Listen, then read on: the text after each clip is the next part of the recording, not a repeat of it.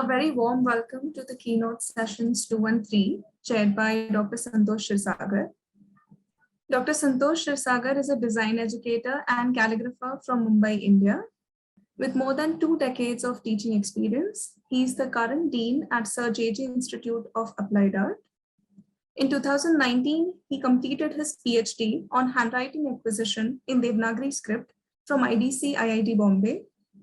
He teaches calligraphy, especially in the Devanagari script, typography, and visual communication design. He's conducted several workshops in India and abroad, and has given illustrated talks on Indian calligraphy in Germany, Belgium, London, and Japan. His calligraphic works have been exhibited in Japan with Professor Mowgli Kuhn, Australia, and USA. He has presented his research papers at ICTVC, Cyprus, ATYPAI, Dublin, Ireland, International Graphonomic Society Conference, Japan. He has also designed typefaces for Microsoft Windows XP in Gujarati and Oriya scripts. He is an academic consultant to government organizations and private institutions in India. He's on the advisory board of Typography Day from 2009. He's one of the co-founders of Aksharaya, a non-profit organization dedicated to creating awareness about Indian scripts. We request all participants to ask their questions through the chat session. Thank you, and over to you, Dr. Shirsagar. Thank you, Shweta. Mr. Osmond Tshuma, a type designer, Zimbabwe, Africa. From here. Osmond Tshuma is a Zimbabwean award-winning artist, designer, art director, typographer, and a curator who specialized in African-inspired themes. Inspired by the surroundings while he's growing up in Zimbabwe and the urban metropolis of Johannesburg, he merges the two worlds on a post-colonial canvas.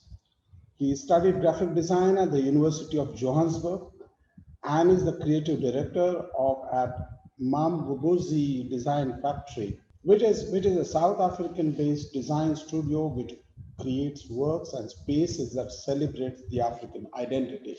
So over to Osmond, and let's try to understand how Africa love letters. Yeah, over to you. Thank you. Thank you so much. Thank you so much. I'd like to say thank you to the organizers of Typo Day. So yeah, thank you to like everybody for organizing this event and for actually like inviting me.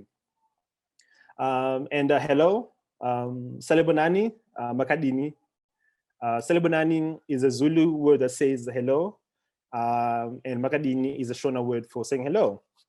So thank you for the beautiful bio. I actually felt like it was actually, oh my god, like is that me there? So yeah, thank you so much. So just like a little like insight about who Osmond Tshuma is. I'm born and raised in Zimbabwe, and currently I work in South Africa and in Harare, like running Mamgobozi Design Studio. And before like I jump into the topic of today, which is Africa Love Letters, I just want to take you like through like a little journey, a little step back a little bit, so that you can understand like when I start to present the work, and then you can get to understand the context, like where I'm coming from. So yeah, I was born and raised in Zimbabwe. I did some bit of design school like in Zim, and then whilst working like in Zimbabwe, like for some time around 2007, 8, 9, I then moved to Johannesburg, where literally I spent 4 years. I studied graphic design. But then through that process, I bumped into Sakima Fundiko's TED Talk, which talked about African writing systems. And that was very quite interesting because in varsity, like or like around you get taught that there wasn't any writing, there wasn't any African writing system.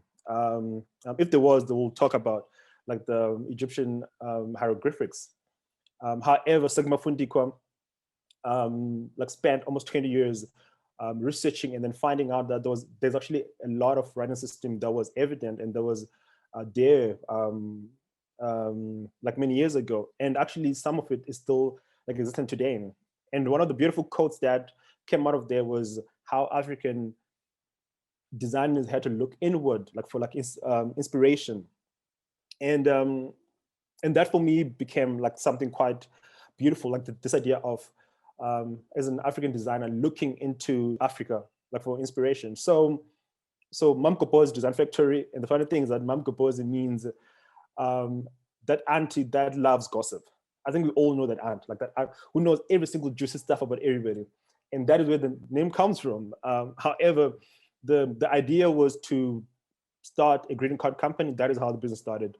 A greeting card company to tell or to send messages like from that were written like in your home language, like someone telling you I love you in your home language rather than saying I love you, or like happy birthday in your home language. But then that moved into like a design space because we tried doing the greeting card for some time, but like it didn't make us like enough money. So, but then however, we started getting more design jobs and we changed that meaning of this auntie who knows all the birthdays to a person who knows African design. And that is what we're trying to investigate. How does African design look like? What is African identity? And during this journey, during this presentation, I want to try and take you through my process or through the process of Mam Kopo's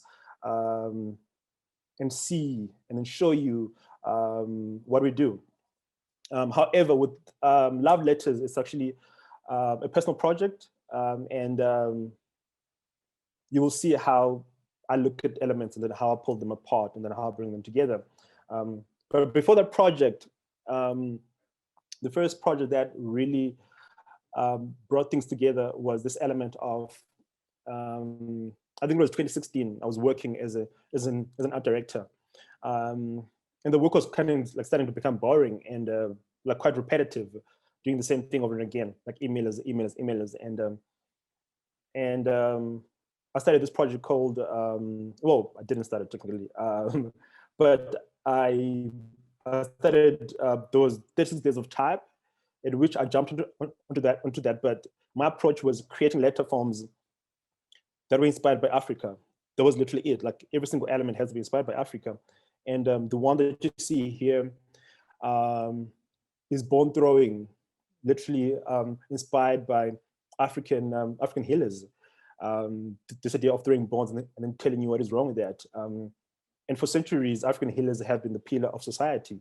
And using that is almost like honoring who we are, like traditions, was almost like at the start of that. But then also like looking at African ancient sculptures, symbols, mosque, is to pull out all those letter forms that I could see.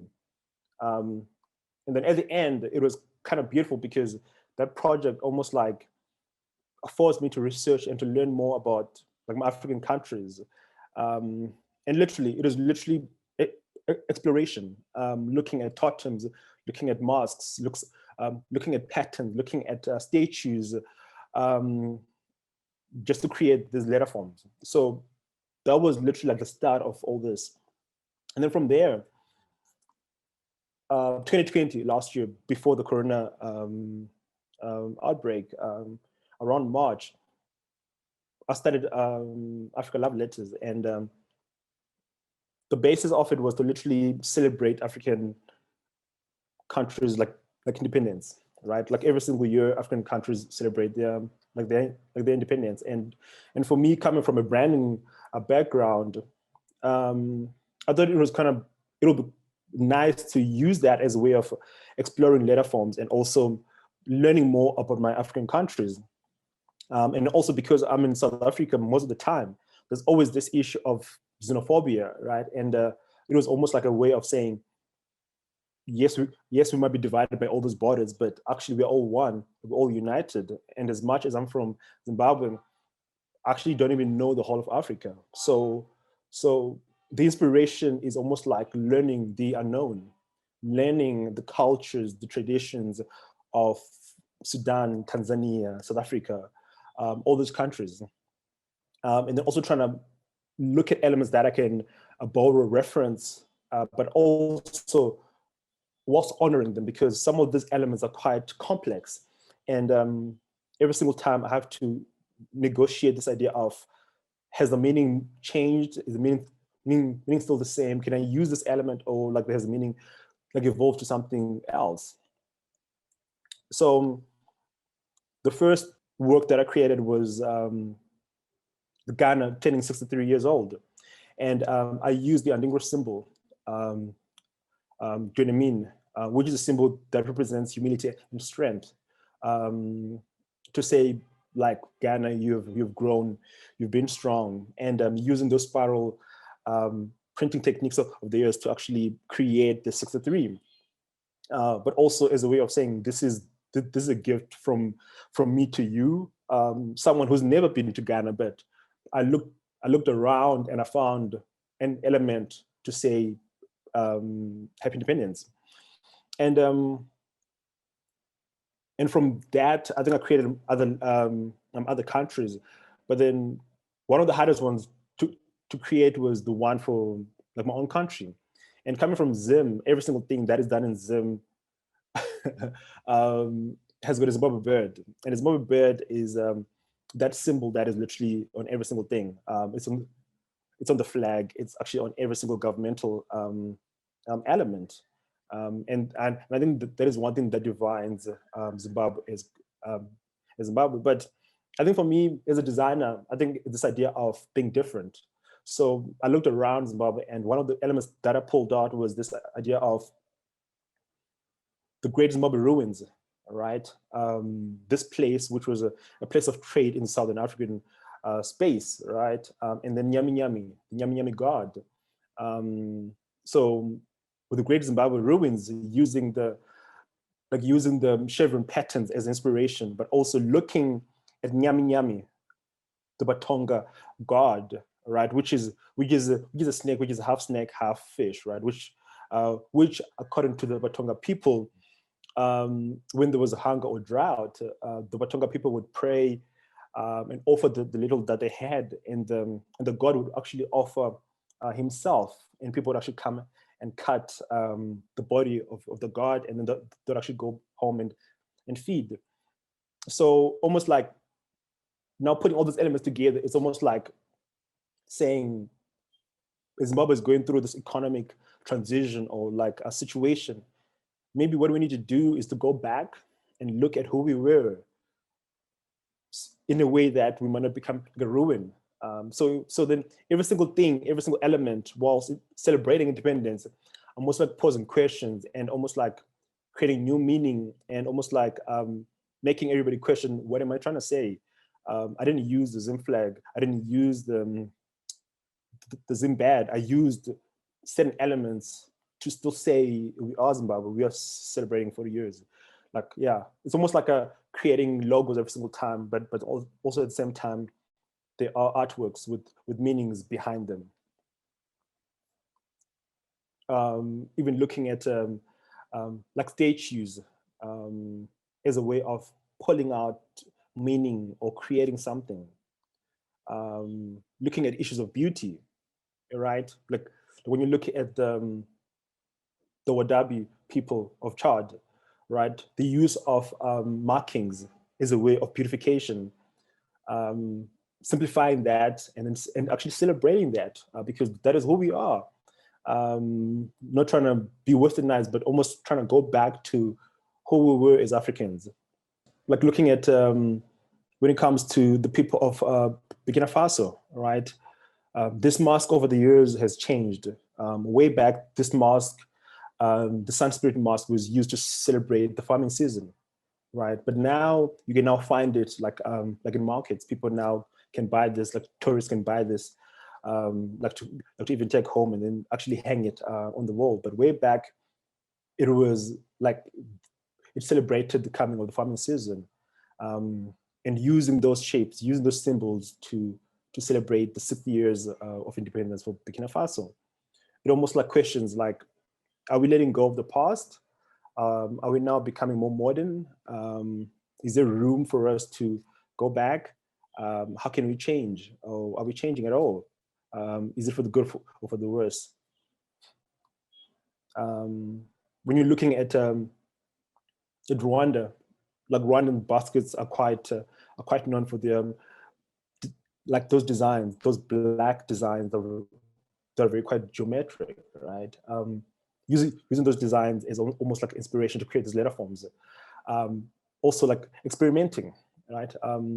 As a person coming from Zim, it was a hard time growing up, right? And then getting to varsity, what I saw was that because you're struggling to pay those tuition fees, you're so scared to experiment. So you make sure that every single project you pass. And what this project did was almost like, it allowed me to free myself and create these letter forms. Even sometimes they don't make sense, but it's just a way of trying to see, is it possible to create an 8 or an F? And sometimes they just look weird, but I think that is the beauty of it. That exploration of just letting go, and then seeing how they look like. At the end, even the issue of being inspired by a basket now looks like it was inspired by pixels. And that is quite interesting. And just letting go sometimes. And I feel like sometimes because we work with brands, and sometimes brands have got a certain brand guide, we tend to almost like lose that like creative freedom. And what this project did was almost like allowed me to let go of all those things, just to be like, just create elements, just create for the sake of creating. And maybe that is where you might find like a freedom. And even looking at gender roles, right? Like the women of Eritrea played like a vital role when it came to the liberation of Eritrea. So to celebrate 29 years of freedom of Eritrea, I looked at the traditional dresses of the Eritrean women, the habisha. But then like in particular, looking at the patterns, the Teba patterns, and using that is almost like an inspiration to create these letter forms. And at first it just looks weird. Actually, so like from afar, sometimes like you can't even read it, but I think that's a beauty in it. Like it's these patterns creating letter forms. It's almost like saying letter forms can be created by anything, actually. So having fun whilst creating all these things is quite like interesting. And then trying to negotiate this idea of like readability, which is also something that as designers always struggle with. But I think the project is quite interesting because it's just me creating for me, but then also for the people of that country. And the interesting part is the journey that I go into, like the process when I say, okay, cool, Sao Tome and Principe are actually having like an independence next week. And then I have to research the country, the elements, like in this case, the reference here was, like the inspiration here was the fact that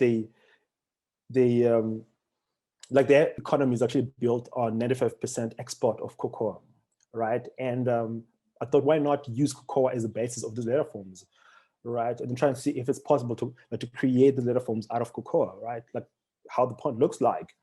And literally an exploration, and created these letter forms. And at the end of the day, I asked myself, are they legible? Are they readable? Are they perfect? But that's the beginning of every single thing, like just creating that stuff and then later on going in and then crafting them.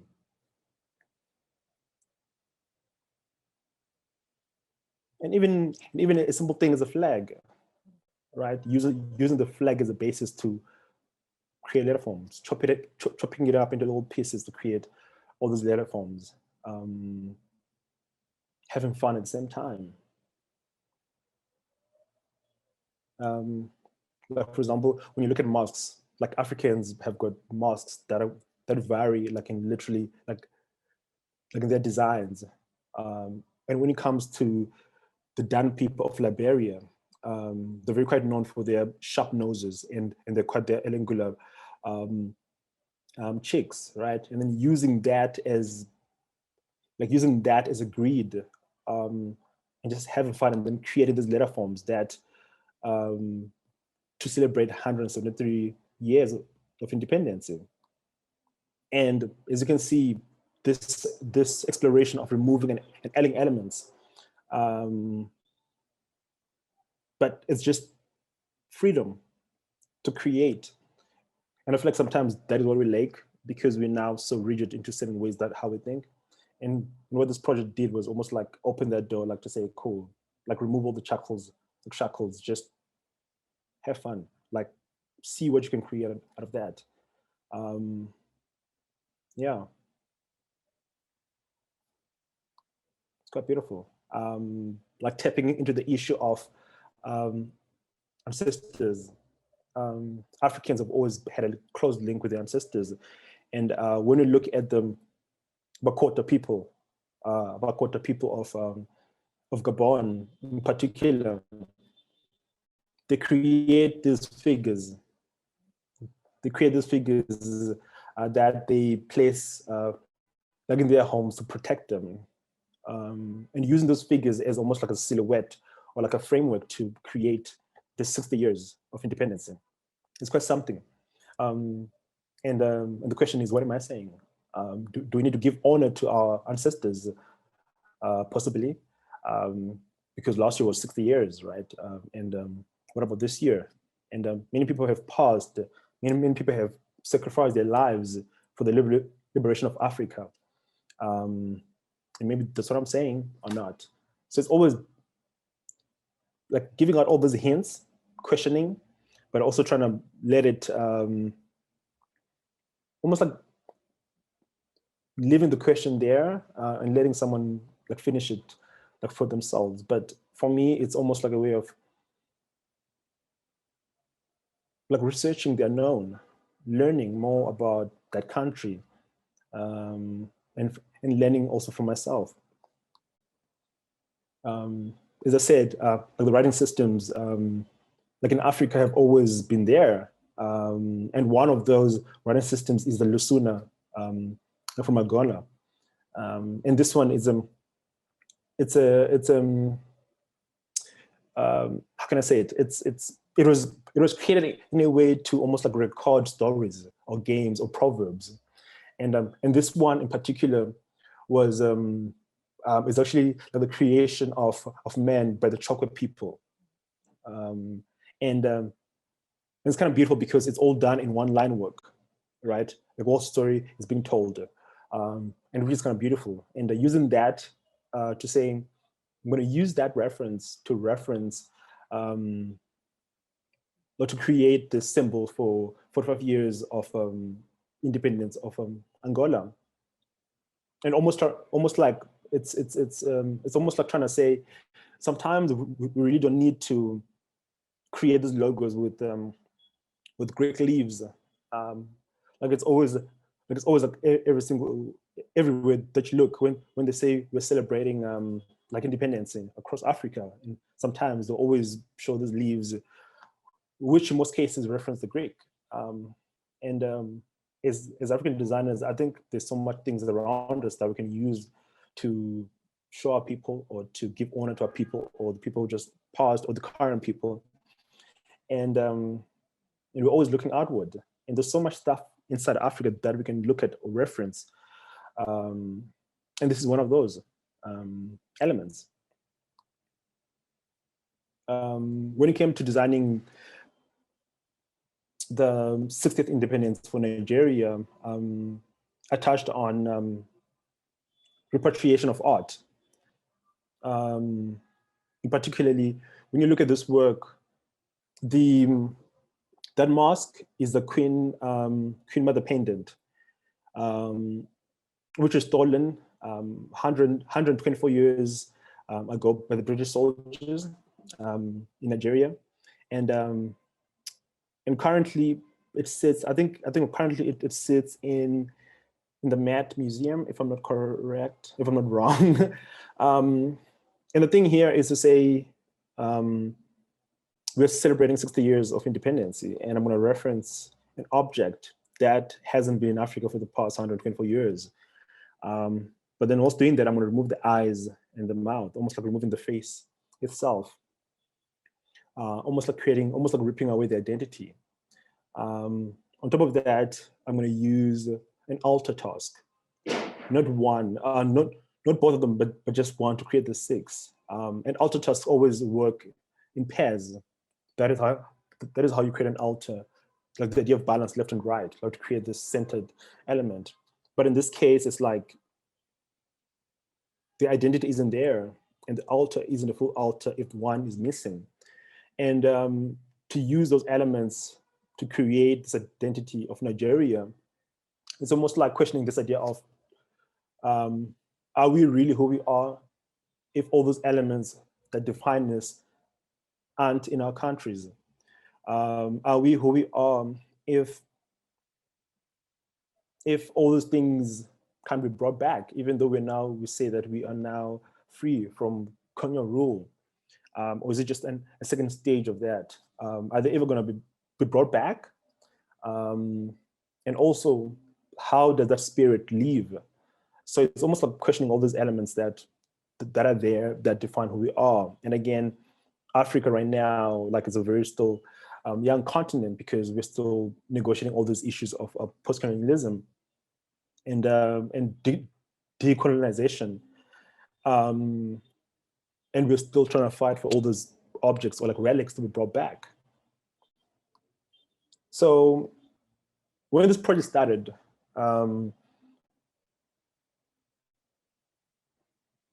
Johannesburg was supposed to be the canvas itself. However, it turned out, because of lockdowns, most of this work has been done through lockdown. Like, one of the ideas was that to use Johannesburg as a canvas. So, for example, to talk to issues about xenophobia, I'll then had to look for areas that a xenophobic incident happened, and what country was affected, and then create the work and use that space as an exhibition space. For example, if there was an African, if there was a xenophobic accident on a certain road, I'd create the work and then use that road to show the work. However, because of lockdown, what happened was that we then now closed indoors. So I then used Instagram as a platform to showcase the work. However, the work has been received quite amazingly, even though I haven't finished it. It's still like a work in progress. But I think what I've learned through this work is this idea of our confidence in creating work, and then also confidence in knowing the unknown. When a brief comes, or like when I jump onto the task of creating work for Benin, right? And then I know people from Benin, but I don't know the culture itself, and then researching for days just to find something to pull out, or like looking at Niger, like what can I use, and then also pulling that designer mind to say, cool, yes, I've used mask, I've used this, what else can I use? Like, it's kind of beautiful. Like, for example, when you look at seashells, like using the flag as literally the inspiration itself, and then just removing one element and then rotating that. So you can find like this whole project on my Instagram, because right now that is what I'm using, like Instagram as almost like my research book. But it's quite interesting how every single work has evolved. Like, some of the work, literally, I spent time, whilst other times is literally 2 days. But also creating this work on the side whilst I'm negotiating the clients on the side, deadlines, because that is like the everyday work, meetings and stuff, but then also have to create this work. So yeah, like right now, the project was supposed to be finished this year in May, but there's been like a lot of things happening that, yeah, I think currently I'm left with like 10 countries like to finish. Yeah, like hopefully I'll be able to finish it by the end of the year. But yeah, so you will see if you follow us on on Instagram, or like if you look at like the work that we do at Mamkoposi, is that this whole thinking is the same. Referencing African work, referencing African ways, African elements, like literally for our clients, is literally the one thread. Every single thing that we create, and we believe because we're Africans, that is our job as Mamkoposi, like to celebrate Africa and to say, okay, cool, we're gonna create an identity that represents who you are as a new African startup, or maybe we use something that aligns with your brand. And things so far has been going well, because Mamkoposi, as much as it was, I guess, at 2016, we only started going full time in March, just a few weeks before lockdown. So the business has been being built during lockdown, and so far we can say we are doing well, and we're doing okay. So yeah, I can't complain. So yeah, thank you so much. This has been quite a beautiful presentation, and I really cannot wait to hear like your questions, like regarding the work or like anything else. So yeah, I'm Osmond Tshuma, co-founder of Mamkoposi Design Factory, and you can get hold of me at Mamkoposi or at Wakwachuma on Instagram, and www.mamkoposidesign.com for Mamkoposi, and then you can get to see some of the works that we've done. Thank you. Great, Osman. Here already there are a lot of questions coming up, and we have one question here from Professor Ravi Pui. Osman, your work is very exploratory and beautiful. Please tell us something about your selection process and ideation process. That's what, how you specifically choose something. That is what he needs to ask you. Okay, so I think I'll answer it in two parts. I think I'll answer it in one part as being like client, for example, as a client base, if there's a brief, and one as a personal project. As a client, I usually try and find the linking element. For example, if you're doing a cosmetic brand, and then we'll try and look at, for example, let's say the client is from Niger. How does cosmetic in the Niger community or Niger culture date back? How was it? How did it look like? What elements can we pull like from there, right? And then sometimes it can even go back to like 300-400 years. Like for example, we're currently working on a project that is from Nigeria right now. And it's almost like an ancient tattoo way that they used to do, but then almost taking that symbol and then connecting it with what the brand is now talking about. So we have to find ways of negotiating those two elements, the client brief, and also how those two elements come together. Like for example, like the ancient cosmetic ways of Africa, how Africans used to beautify themselves. Cool, and then this client does cosmetic. Great, cool. Those go together. When it comes to the personal part, it's always about, like for example, for this project, it's like every single country is quite different. Like you look at Nigeria. Nigeria is quite vast and has got a lot of cultures in it, and a lot of tribes, which is kind of different from when you look at Eritrea. And sometimes some of this knowledge you can't find online, like for certain countries. And sometimes it's a thing of saying, cool, the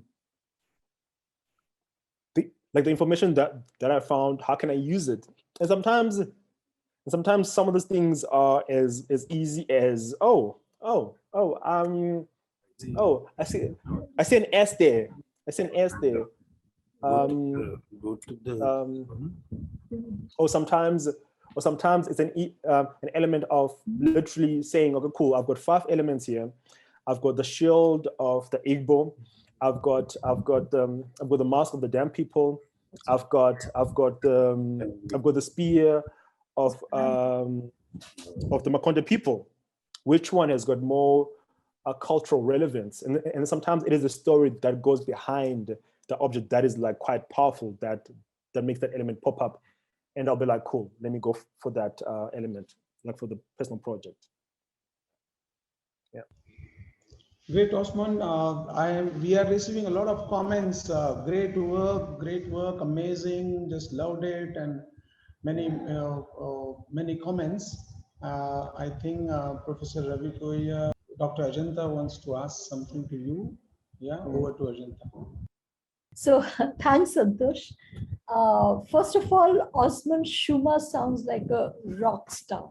You know the name. Oh, I like that. Yeah, I like love that. the name. Yeah, absolutely.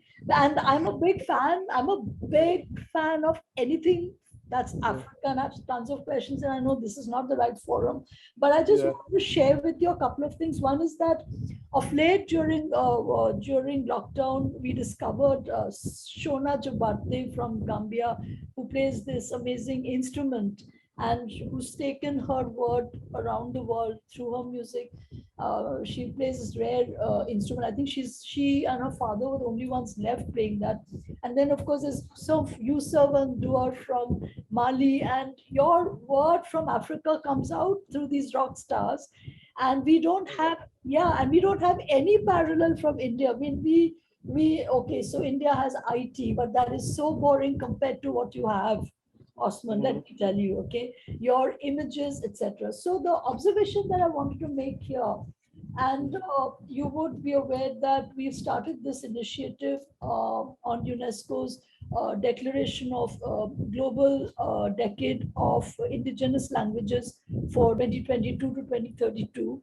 And this whole idea of how images can now be mainstreamed as part of the writing, so-called writing system.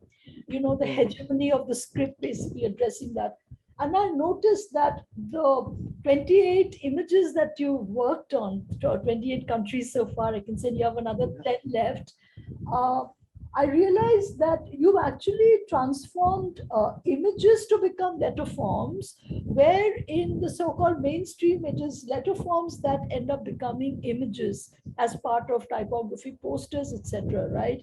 And this is the exact kind of inspiration that we're looking for. And I know in the morning session, Santosh asked a question about scripts, and the keynote said, well, we did without scripts for 100,000 years, and then scripts came only 5,000 years ago.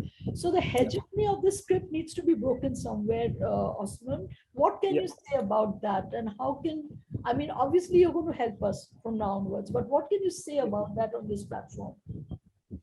Yeah, I think like last year I was part of a panel, and there's like a rise in Africa of